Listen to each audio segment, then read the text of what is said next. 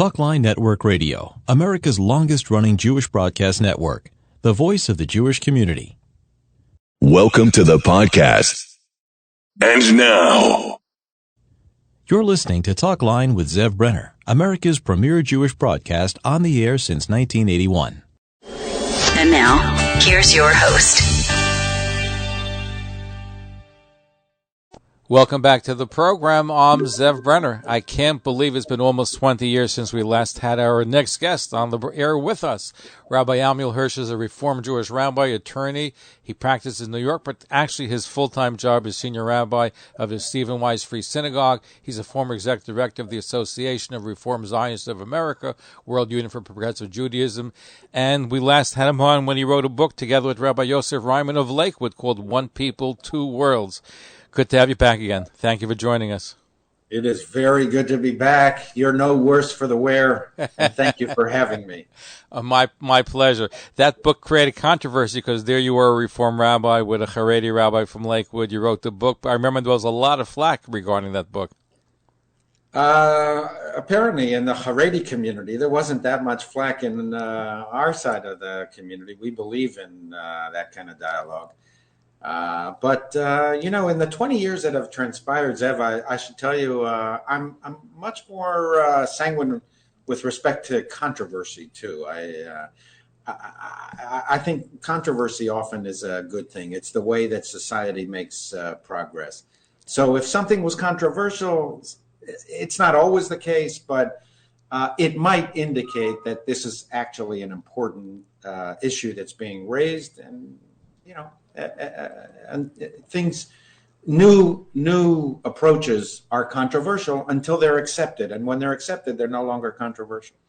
But you're not afraid to be a little controversial, and I'm referring to, well, first let me just say and extend my condolences on the passing of your father, Rabbi Richard Hirsch, who, by the way, introduced Zionism to the Reform movement. There was a period of time, a long period of time, where the Reform movement didn't look up to Israel. They were anti-Zionists, and I think your family, your father, brought Zionism into the picture for the Reform movement. Yeah, well, first of all, thank you for your condolences. It's still somewhat raw. It's been only a couple of months.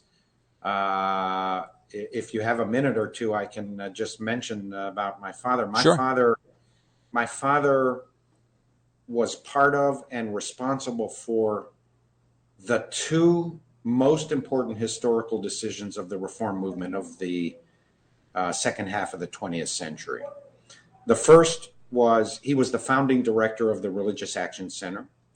That too was controversial when they set it up in Washington, D.C., because there were many people who believed that religious movements should have nothing to do with the political system and should stay out of politics and policymaking.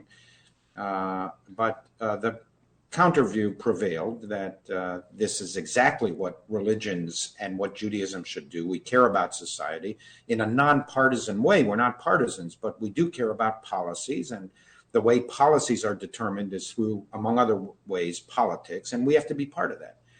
And so when they set up the Religious Action Center in D.C. in the 1960s, my father became the founding director. Immediately, the civil rights movement exploded all around, and the Religious Action Center became the hub of the civil rights movement. In fact, my father and Martin Luther King became very close friends, and much of the civil rights legislation of the 60s was drafted in the conference room of the Religious Action Center. And my father told Reverend King, listen, whenever you're in town, park over here, park in the Religious Action Center, use it as an office, we'll give you office space and so on. And that charted the decades-long commitment now of the Reform movement to religious action, social justice. The second decision that he was involved in and was essentially responsible for, that in my view, might have even been more, from a history's perspective, more consequential, was he was absolutely committed to the idea that any Jewish movement that was not rooted in Israel and could not succeed in Israel would be relegated to the margins of history.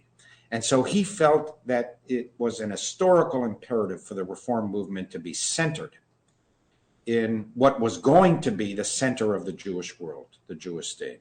And so in 1973, he moved the international headquarters of the reform movement to Jerusalem and began to develop a movement that has continued to blossom and become a significant force in Israel now. And that was based on an ideology, Zev, that you raised in your question, that Israel is the heart of the Jewish world, and that it represents the most eloquent expression of Jewish peoplehood in our times. And Jewish peoplehood is the future of world Judaism. So no question about that. There's very important things, because the reform movement wasn't really Zionistic, and I know that you're very Zionistic pushing that. But my question to you is, and you've written about this, is that the social action, the social justice has become almost a religion within the Reform Jewish movement, to the point where they view Israel, and I'm talking about young Reform Jews and young conservative Jews, view Israel as an apartheid state. They don't want any part of it. They don't feel a connection to Israel. So the irony is that the social justice, the more progressive one is within the Reform movement, the less they like Israel, the more anti-Israel they are. Well, I think it might be a little more complicated than that. It's hard to really generalize in that way. But I will say this. There has always been a very profound and important tension within Jewish civilization and the Jewish faith between its particularistic nature, we are a people, and its universal aspirations and obligations. Last week, we began reading the passages connected with Abraham in the Parsha of the week. You know, it's all there at the very beginning of Judaism and Lech Lecha. I will make of you a great nation, Escha l'goy gadol, and I will bless you, and I will make your name great, and you will be a blessing to all the families of the earth, and all the families of the earth will bless themselves through you.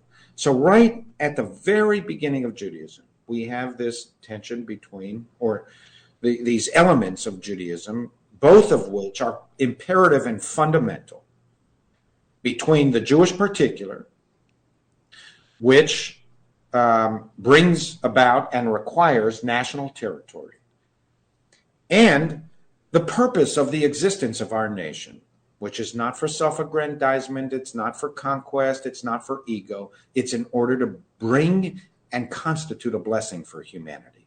And so those two elements, what we might call today Klal Yisrael and Tikkun Olam, have always been present in Judaism. They are always been equally important. But we Jews have been a blessing, Rabbi Hirsch. Tikkun Olam became a religion unto itself. So I want to say, Zev. So the key is, and then I'm open to criticism and feedback, and I have a response for you. But the key is not to negate one at the expense of the other. The key is to find the right balance in Judaism. That was always the essence of being a Jew and being a member of the Jewish people, which had responsibilities to the world entire. Now, when the balance becomes out of whack, then it distorts basic Jewish values. And our task, both as individual Jews, but also if we're in leadership, is to constantly try and bring the Jewish world into balance between these two principles, which could be in tension with one another if they're not in balance. And there have been periods of time, and I think we're increasingly in one of them, where the balance becomes out of whack. By the way, I have my critique with the Orthodox community too. Sometimes the balance is out of whack on the other side in the Orthodox community. It's all Jewish peoplehood and no obligations to the world at large. So I do believe that recently, in particular, we are beginning to slide in some elements of the liberal Jewish world which in turn is influenced by the liberal gestalt in general, the liberal philosophical bent of the 21st century West. And I consider it my role to try and push our camp back into the center, back into the warm embrace of Jewish peoplehood. There is no meaning to Judaism in the absence of Klal Yisrael, the Jewish people. No, I'm glad you said, and by the way, being a Jew means that tension. You're supposed to have two business cards, we're taught. One is supposed to say, B'shvili nivar ha'olam, because of me the world is created. The other one is nothing but dust and ashes. So, and we have to know how to balance it. But the problem is that tikkun olam, as I started to say, that's rectification of the world and making a better place, has become religion unto itself, to the detriment where most people, or a lot of people who are involved in tikkun olam, not involved in Jewish causes. They'll help any other cause but the Jewish cause, or very little. And look at Israel. How many of the young people today in the reform and conservative movements are very active in Israel? There was a survey done, which was printed in the Long Island Jewish World a few years ago, that said there's a disconnect. A lot of young Jews feel no connection to Israel. Except if, God forbid, there's a tragedy, then all of a sudden they get connected. So if they go through without a connection to Israel, the next generation will have even less of a connection. This is the problem we face today. Listen, I agree. We do face a problem. It seems to me to be an intensifying or accelerating problem. I say this to you non-empirically because I haven't done empirical research on it, but I'm connected with the people. You know, that's what I do every day. I talk to dozens of people. I'm connected with thousands of people who are members of my congregation and my colleagues' congregations. And so I can tell you my impression is that most American Jews, liberal American Jews, who identify as Jews, who in some way or another come into contact with the Jewish community, most of them resonate to what I say. Our guest is Rabbi Ammiel Hirsch, a Reformed Jewish rabbi, attorney. He is the senior rabbi at the Stephen Wise Free Synagogue in Manhattan, former executive director of the Association of Reformed Zionists of America. We're going to be right back. Don't go away. Stay tuned. Follow us on Facebook, Twitter, and Instagram.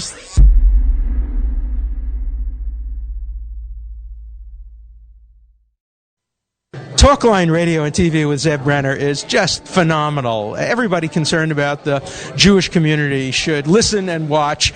He has the best guests. He asks the most interesting questions. He's always so well prepared. It's talk radio and television from a Jewish point of view at its very best. To advertise on the Talkline network and Talkline's email and social media blasts reaching over 70,000 people, please call 212-769-1925, extension 100. That's 212-769-1925, extension 100. Or email info@talklinenetwork.com. You're listening to Talkline with Zev Brenner, America's premier Jewish broadcast on the air since 1981. And now, here's your host. Welcome back to the program. I'm Zev Brenner. Our guest is Rabbi Ammiel Hirsch, Reformed Jewish rabbi, attorney. He is a senior rabbi of the Stephen Wise Free Synagogue, former executive director of the Association of Reformed Zionists of America, World Union for Progressive Judaism. So my question for you is how do we get the young people to be more Jewish-oriented, more Israel-oriented? It works hand in hand. It works in tandem with each other. Yeah, well, we have a collective Jewish responsibility in the diaspora outside of Israel, and the one thing that I think is important, especially for your listenership, Zev, is most American Jews have not, are not, and will not be Orthodox.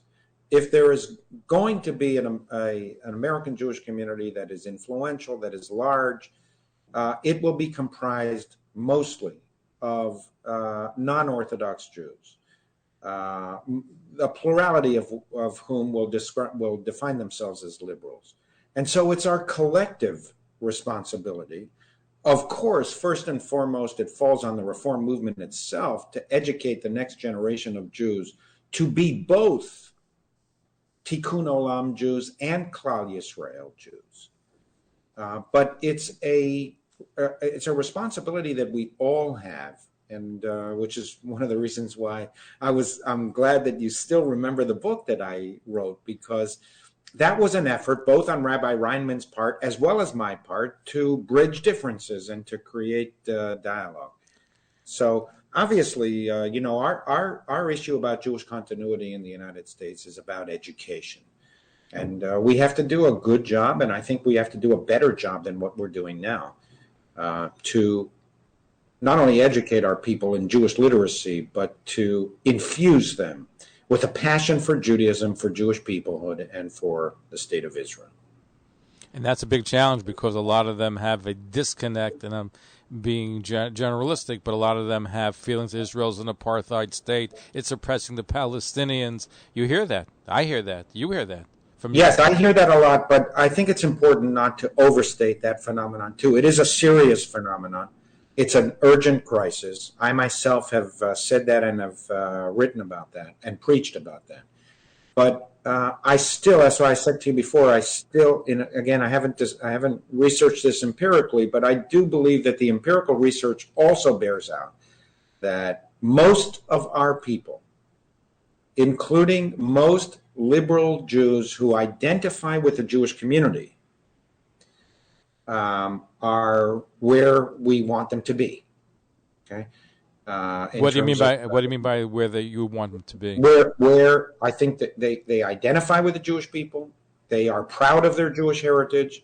They may have criticism about this or that Israeli policy, but they are not anti-Zionists, and they certainly don't join the BDS crowd and the anti-Zionist crowd and the apartheid crowd. Some of them do, and it's an increasingly challenging problem for us. You have intersectionality where they link all progressive causes with being anti-Israel. Look at college campuses. It's very hard to express a pro-Israel point of view. The academics are anti-Israel, and you have the student body. In fact, Professor Alan Dershowitz told me that of a student that was afraid to say he was pro-Israel, he couldn't get a date with a Jewish girl if he said he's pro-Israel. Yeah, so it's a big problem. I don't know about, but I don't deny, and I think it's right that the atmosphere on campuses is intimidating. The point I'm making is I wouldn't assume that because Jews on a particular campus are hesitant to speak out or to march in favor of Israel, or even to march in opposition to pro-BDS activity on campus, I wouldn't necessarily assume that the silence of the Jewish community is because they agree with the BDS crowd. I think there's a significant amount of confusion and intimidation, and we haven't done the job that we need to do to infuse these younger Jews with Jewish pride and Jewish literacy. I accept that. Now, I'm not sure where Tikkun Olam became such an important part of Judaism. Listen, we have a responsibility to be a light unto the nations, and look at how many Nobel Prizes, look at how many inventions coming from Israel that is saving the world, and it happens on a day-to-day basis, continues to happen. But to be the primary function of a young Jew in the reform or conservative movement, that's the raison d'etre, Tikkun Olam. Forgive me, I think the emphasis on the wrong thing. The thing should be more in Judaic practice. Like you said, first you start with your people. You want to help other people, it's fine. But Tikkun Olam has become a situation where young Jews tend to focus more on non-Jewish causes than Jewish causes, including Israel. And that's part of the problem that we're seeing today. I'm not sure that's a completely fair characterization, Zev. I think that most of the liberal Jews who practice Tikkun Olam, who devote themselves to what they say is Tikkun Olam, do so out of authentic, sincere Jewish motivations. They believe that this is the requirement of Judaism, and they're not wrong about that. It is a Jewish requirement to care about hunger in the street, to care about economic devastation, to care about the health and well-being. Oh, I agree with you. But let me ask you a question. You see young Reform Jews will volunteer for a soup kitchen for regular people. How many of them will volunteer for a Jewish soup kitchen like Matzbia? Yeah. Well, Not enough, and there should be more. But don't discount the volunteering in a general soup kitchen. We ourselves in our congregation, we have it's called a pantry, okay? And every Shabbat morning we have volunteers who hand out food. And pre-pandemic and hopefully post-pandemic, we had a nightly shelter for 8 to 10 homeless men. And I'm saying, as a Zionist, I consider that our obligation as a Klal Yisrael Jew to the world at large. And it is a absolute obligation that stems from Judaism to care about the society in which we live, which includes non-Jews as well. Oh, of and course. So all I'm saying, Zev, is I wouldn't, discount the motivations of those American Jews who are saying, because of their perception of the obligations of Judaism to do tikkun olam, that therefore they're volunteering in the general soup kitchen. I wouldn't discount their Jewish I'm not motivation. discounting, but my question to you, and listen, they're doing it because they're motivated and they're coming from a good place. But my question to you is that we have also a religious precept, is that when you have a poor person, you start it first at home. So you want to help other people, help them. In fact, the Orthodox Jewish community recently donated a lot of food to the victims in Haiti from the earthquake. Terrific. But I'd love to see those same young people that are volunteering in the soup kitchen or helping homeless people that are not Jewish at least give equal time to Jewish soup kitchens, to the Jewish poor. After the blacks and Hispanics in New York, the group that constitutes the largest group of poverty in New York City are Jews.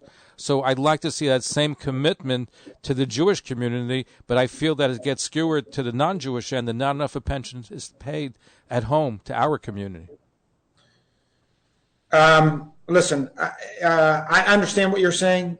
I don't think that one really necessarily comes at the expense of the other. It's a question of priorities. It's what's being taught. In other words, how come we don't see enough of that attention? Why don't we see Reform Jews or conservative Jews or progressive Jews roll up their sleeves and be helpful as they are to the non-Jewish? And they should do what they're doing with the non-Jews. But why don't we see equal time in our own community, in our own backyard, to our own people? Well, first of all, we do. We do. Okay, we have, I can tell you in our congregation, we have mitzvah corps that deal with, that do all kinds of things, including visiting hospitals and taking food to hungry Jews and so on. So we do. And that too is a function of, is a Jewish expression. It's a function of Jewish values. So I wouldn't, all I'm saying is I would be careful, one, in discounting the authentic Jewish motivations of American Jews who work in general soup kitchens, for example. And two, to just be a little hesitant before, we assume that one comes at the expense of the other. Yes, time is limited and we can't do everything, but we need to do everything. We need to do it all. As a community, we need to do it all. And we need to teach it all. We need to teach that we have obligations to society at large and we have obligations to fellow Jews. See, I'm not sure if we're disagreeing, but here the question is priorities. Is the first priority is to first help our community and then help others, or is the first priority to help other people and then help our community? I think it's a way of looking at it. And in the Orthodox Jewish community, they're saying, yes, let's help the Haitians, let's help anybody who needs help, but our beginning and top priority, of course, is take care of the poor, the needy, the sick within our own community. And I get the sense that in some of the more progressive communities, their first priority is to help the non-Jew, and then, we'll do a mitzvah here, a mitzvah there, but the priority is to help those that are not part of the community. That's the sense that I'm getting, and those that watch a Jewish thing get that same sense. I'm sure you've heard it before. I'm not telling you anything new. Yes, I appreciate that. That's the sense that you get. All I'm suggesting to you is I'm not sure that sense is totally accurate. Okay, so but at the end of the day, and that, by the way, that also relates to Israel, because if you have a strong Jewish identity, then you're going to be more pro-Israel, and the weaker the Jewish identity, the less commitment to Israel. I think you would agree with me about that. I totally agree with that. I've written about that. That identification with Israel from the diaspora tends to be in direct proportion to identification with Judaism. And by the way, what we're seeing is that the Orthodox community is growing because of the high birth rate. So right now it might be 9 or 10% of the American Jewish population, but it's going to be growing. The conservative movement seems to be imploding. Either people are becoming Reform or becoming Orthodox. The Reform movement is still strong, but the challenge that you have is how do you commit and relegate to the next generation that they have to be more committed when we're seeing what's happening both in college campuses, general society. There's a growing anti-Semitism. So how do we get them more Jewishly committed, more Israel committed? I mean, I agree with you. We need to get them more Jewishly committed and more Israel committed. If you're asking how we do that, we have to we have to develop programs, commit to it, spend money on it. The entire Jewish community, by the way. That's the point. That's the point that I make to your listeners as well. That the most American Jews are not going to be Orthodox. It is true that there might be an increasing percentage of Orthodox Jews, so that 20, 30 years from now, the percentage of American Orthodox Jews will be higher than it is now. That is true. But that might also be because the American Jewish community itself is shrinking in numbers, and so the proportion of the Orthodox Jews in the American Jewish community is growing. But it's all because of the high birth rate, and also there are a lot of people that are looking for meaning in life and becoming Orthodox. The Baal Tshuva movement, the Return Tshuva, is a very strong movement as well. Yeah, and I'm happy for that. If any Jew that finds their place within the Jewish community is a good thing, and I'm happy for that, and I encourage that. Nonetheless, this is what I'm saying: the essential character of the American Jewish community will always be driven by a majority that is not Orthodox. I cannot see a situation where American Jews, in their majority, define themselves as Orthodox, and so to a certain degree, to sustain the influence of American Jewish community, to sustain the vitality of the American Jewish community, to sustain the institutions of the American Jewish community. You mentioned Chabad. Chabad derives much of its support from non-Chabad Jews. I think they're the biggest competitor to conservative and Reform synagogues is Chabad, right? Okay, but to sustain all of this, we need a strong, viable Jewish community that almost by definition, because of the conditions of the West, will not be Orthodox. And so it's a common challenge. We have a common challenge. And how do we do that? We persuade more people to invest in more teachers, to invest in more institutions. In my view, there are three critical institutions that are primarily responsible for American Jewish continuity. And in this respect, I have a lot of criticism for the Orthodox community that I'm happy to share with you, but Jewish continuity is not one of their problems. They have a lot of other problems, but Jewish continuity is not the primary problem in the Orthodox community. It is the primary challenge in the non-Orthodox community.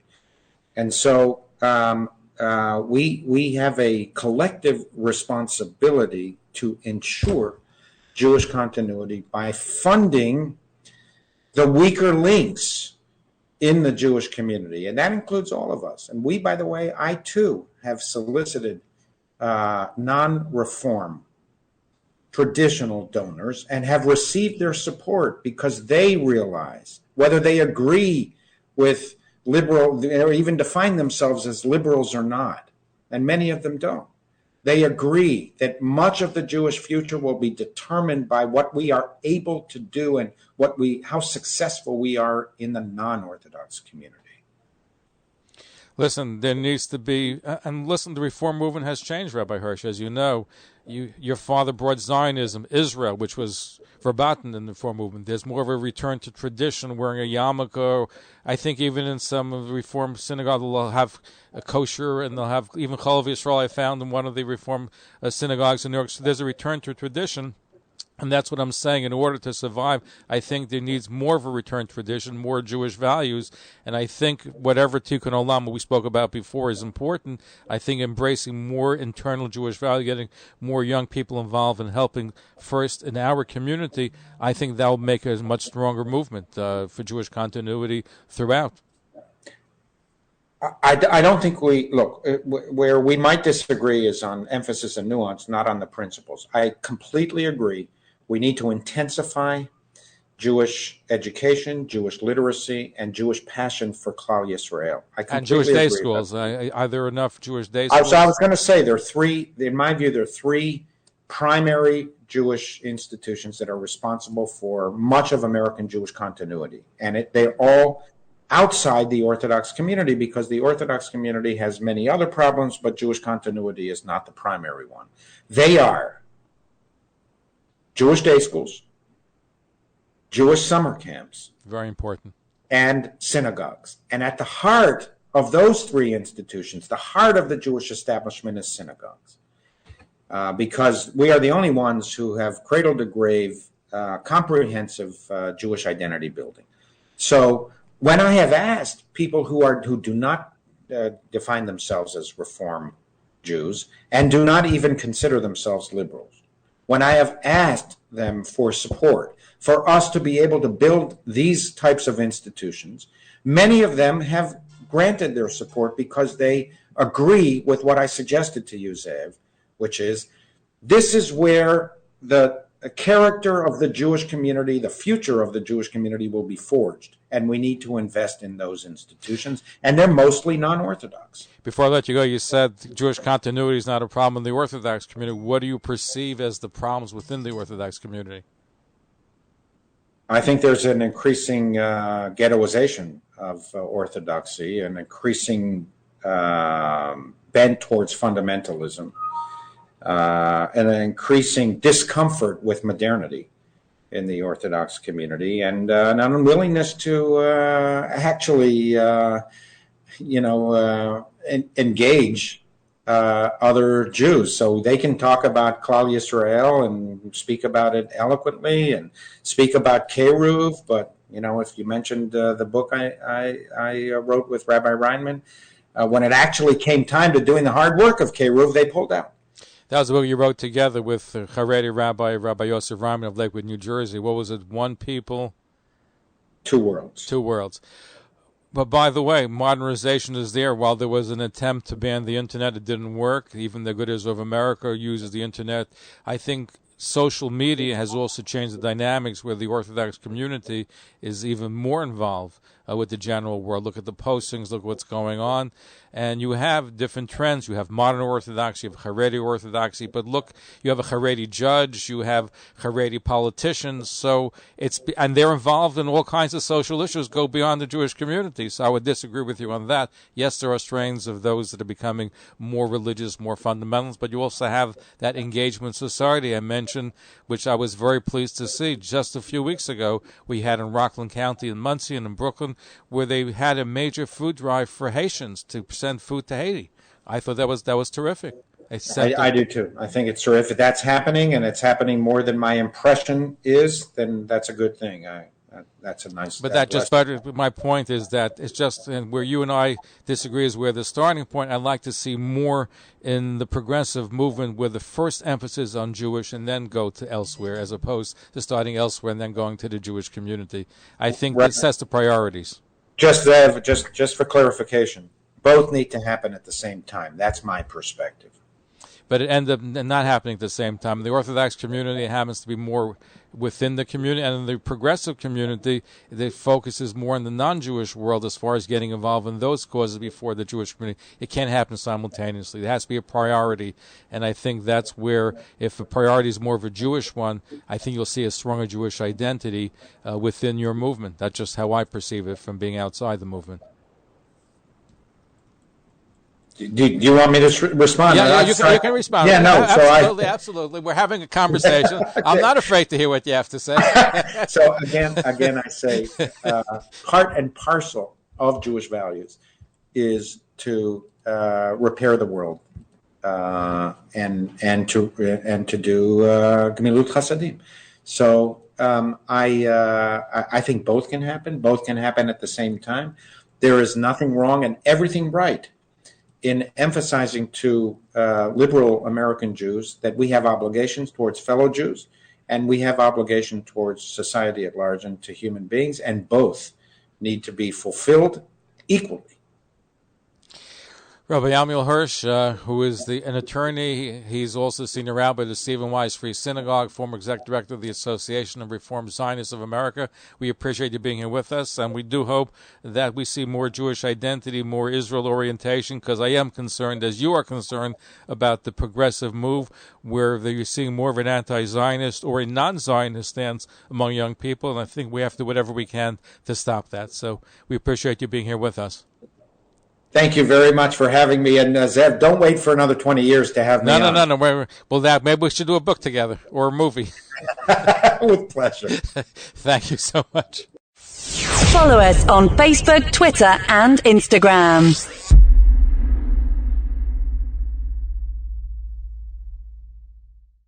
Thanks for listening. For continuous Jewish programs, TalklineNetwork.com, or our 24-hour-a-day listen line at 641-741-0389. For past shows, you can find us on iTunes, Spotify, Amazon, YouTube, Instagram, and all major podcast platforms, or jewishpodcast.org. Thanks for listening to the TalklineNetwork.com. Talkline Network Radio, America's longest-running Jewish broadcast network, the voice of the Jewish community.